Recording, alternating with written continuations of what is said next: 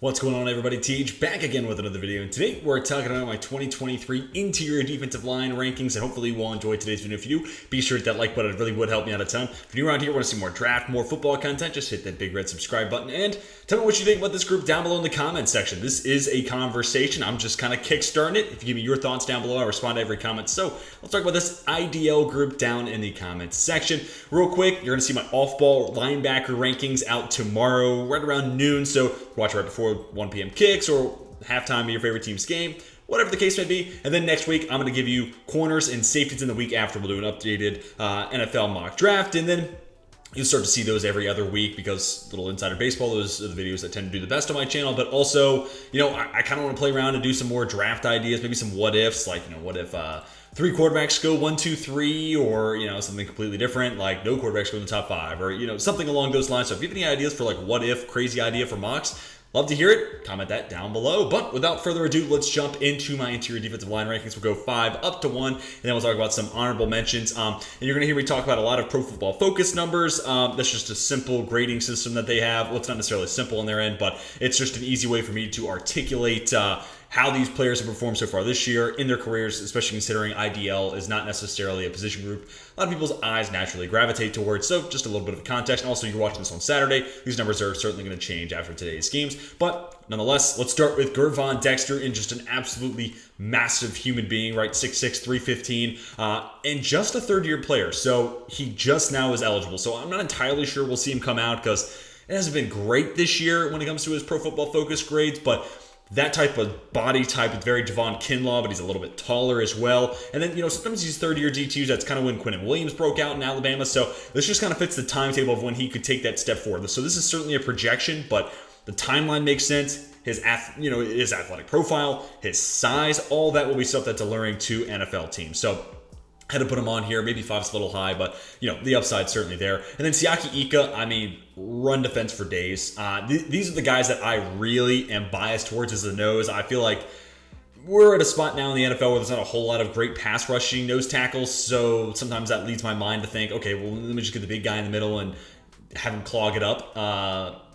And so because of that, Siaki Ika's maybe somebody I'm a little bit more favorable to. But, the top 3 in this class are legitimate, first-round guys. And I think Siaki Ika could be in that conversation, maybe late 1 to a team like Buffalo or something like that. I think it's a really interesting fit. They've gotten really good pass rush from a Jordan Phillips. And, I'm still waiting to see a whole lot more out of Ed Oliver. But nonetheless, that run type could be a really nice add to that defensive line. But it's also, a little bit of a contrasting problem with whether I have Jordan Davis in the first round or Travis Jones in the third, just to use an example of last year. And, I love Jordan Davis just as much as the next guy, but I'll take Travis Jones in the third plus whoever I take in the first round. So it's a little bit of a, it's a tough position value to weigh as a pure run stopper. But that being said, Siaki Ika, 6'4", 358, 70 run defense grade this year. And that's down a little bit, just over 77 a season ago. But you're starting to see some progression in his pass rush moves. So if he does continue to grow as a pass rusher, and I use this comp all the time, and to give you that grade, 80 pass rush grade so far this year for Ika. And if he can just be what you see Vita Vea do once or twice a week, where he just puts a center in a quarterback's lap, if he can disrupt 1 or 2 passing plays a game on top of what you get as a run stopper, that's where I think, yep, that guy, I can validate him being a first-round selection. So, yeah, the run defense grade, not as impressive as you may think, but tack on an 80, pass rush grade. He's had years prior where he's been one of the best run stoppers, certainly in the Big 12 and across the country. So there's a lot of different things to like. And again, as a nose tackle, he'll give you that run-stopping, production that I tend to be biased towards. I need to be able to check that box. And if he adds a little bit more pass rush ability or even just leans into his strength a little bit more and, again, put the center in a quarterback's lap, disrupt 1 or 2 pass plays, I think this guy can be validated as a first-round pick. And then we get Jaquelin Roy, an elite pass rush grade a season ago. Right now he's right around a 72, but he's also got the run defense grade of 74.3. So he's one of these D tackles you're seeing being able to do it on both sides. And the two guys ahead of him, not so much so far this year. So that balanced skill set certainly goes a long way. Throw in the fact that he's 6'4", 315. He's certainly benefiting from Mason Smith not being out there, this top-tier recruit that goes to LSU and feels like maybe the guy next year who takes over the scene as maybe IDL 1 in 2024. But for right now, Jaquelin Roy has lived up to expectations. He's a first-rounder and maybe a guy who's going to be projected in the 15 to 20s at where we stand right now. He may not be as twitchy as someone like a Jalen Carter or a Brian Brzee, who we're going to talk about here in a moment, but he's also another one of those third-year players in college football, so he could stay another year. But again, with Mason Smith, I think he'll just make the leap if he gets a first-round grade once he gets to Indy. So he may not, again, be as twitchy as the top two guys ahead of him, but he is young. So there's no reason to think he can't get that much, bigger, stronger, quicker once he gets to the NFL. Then Brian Brzee, former number 1 overall recruit. And these top two guys you've heard a ton about if you're, a fan of the NFL draft and follow this, process closely.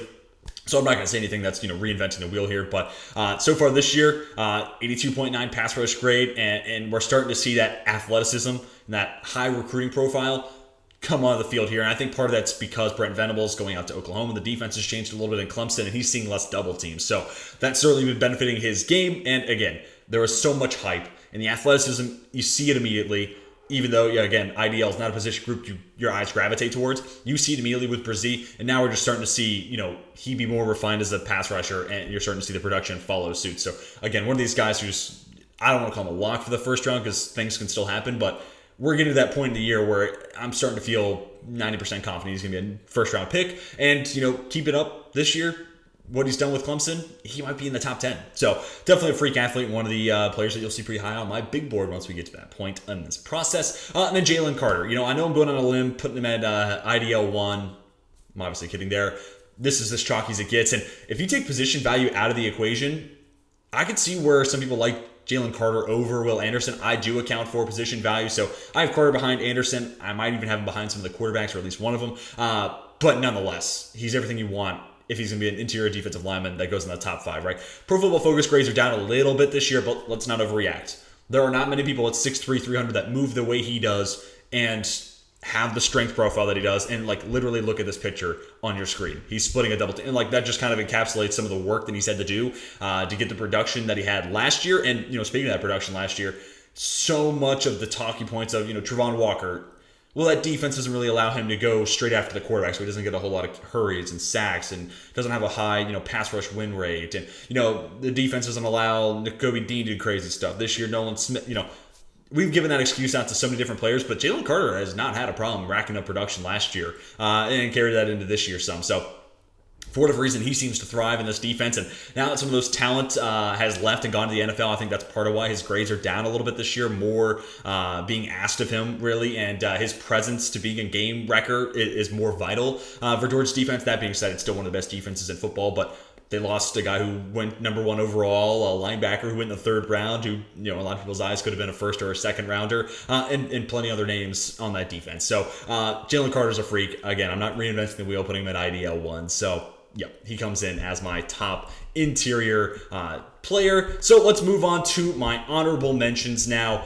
This is a pretty fun group here. So let's start with Colby Wooden. And one of the best things that Auburn had on their defense last year, I know the Tigers took a step back last year, but Wooden really wasn't one of those problems. Posted an elite run defense grade. I'd like to see the pass grade get up to where it was about last year. It was an 80.6 this year. It's about a 66.2. So a little bit of a drop off there as a pass rusher. And he's also only 284 pounds. I say that in air quotes as somebody who's not even 200 pounds. But that being said, once he gets to the NFL level, if he's going to stick at that interior spot, I'd like to see him get around that 300 mark. So need to add some strength, need to add some weight. And that being said, the NFL is, great at that, right?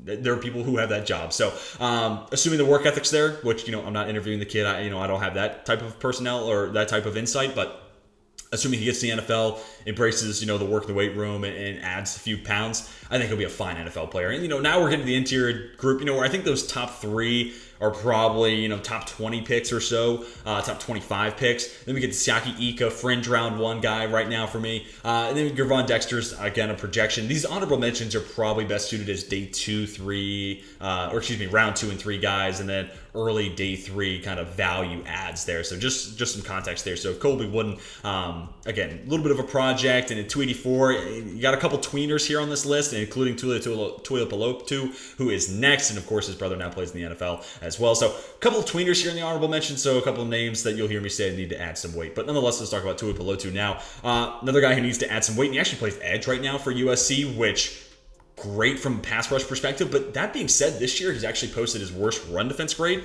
but even then still at a 65.1. So he's still been pretty productive, legitimately playing on the edge, and been a nice player, being able to stop the run. So I feel confident in him being able to, and ideally him and maybe even a Colby Wooden. I really like him in a 3-4 defensive end spot. Put him in that 5 tech, and you don't need him to bulk up totally to 315 or something like that.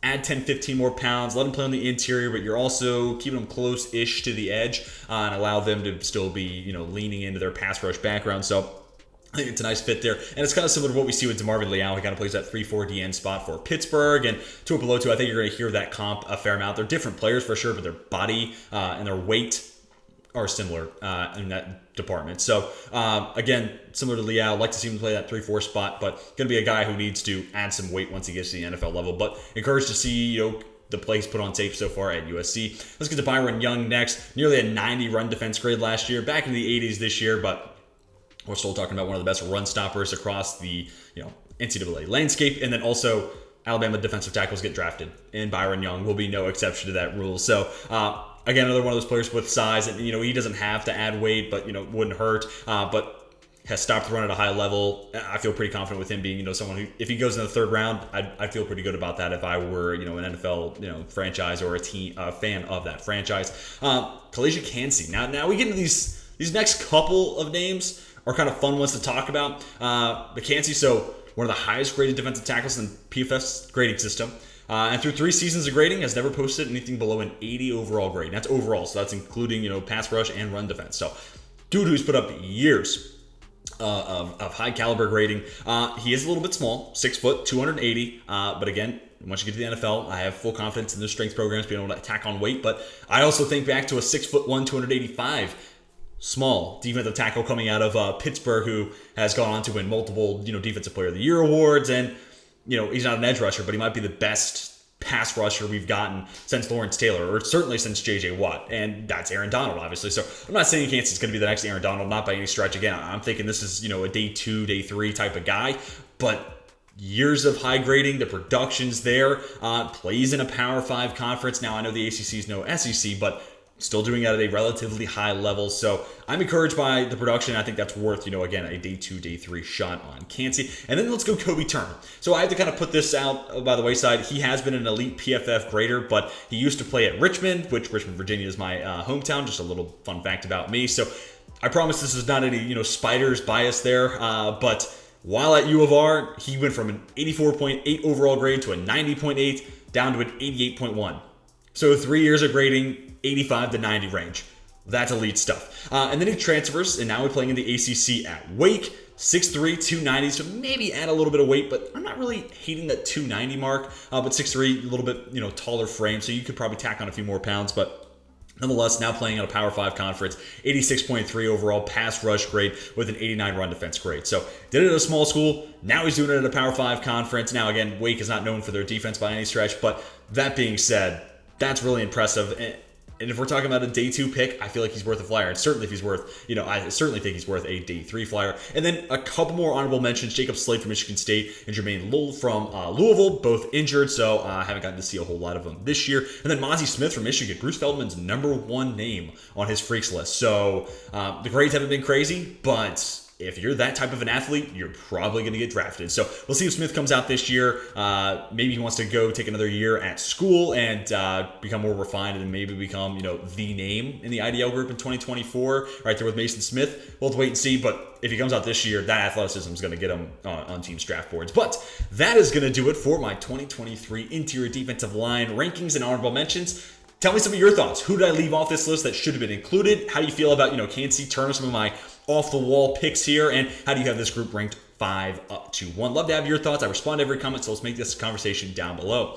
Hopefully you all enjoyed today's video. If you did, be sure to hit that like button. It seriously would help me out a ton. If you're new around here, want to see more draft content, like football, like what you saw today, want to see more of it, just hit that big red subscribe button. Well, that's going to do it for me. Hope you all have a fantastic rest of your day. And until next time, my name is Tej, and I'm signing off.